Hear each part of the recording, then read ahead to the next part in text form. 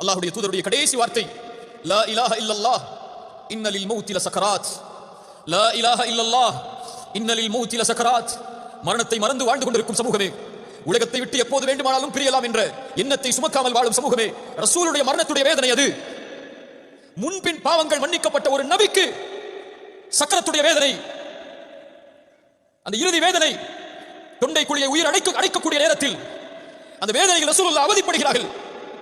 இன்னலில் மௌத்தி லசகராத். மரணத்திலே சக்கராத்துடைய வேதனை உண்டு உண்டு என்று கூறிக்கொண்டே இருந்தார்கள்.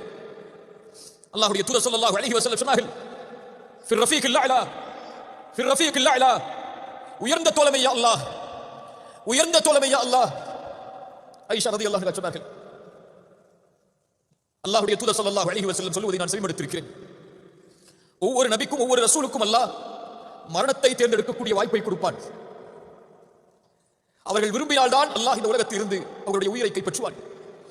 அல்லாஹ்வுடைய தூதருடைய அந்த நிலைமையை பார்க்கும் போது அறிந்து கொண்டேன், ரசூலுல்லாஹ் தேர்ந்தெடுத்து விட்டார்கள் என்று. லா இலாஹ இல்லல்லாஹ் ஃபிர் ரஃபீகில் அலா என்று சொன்னார்கள். அவருடைய கரம் கீழே விழுந்தது, அவருடைய உயிர் பிரிந்தது. இன்னா லில்லாஹி வ இன்னா இலைஹி ராஜிஊன்.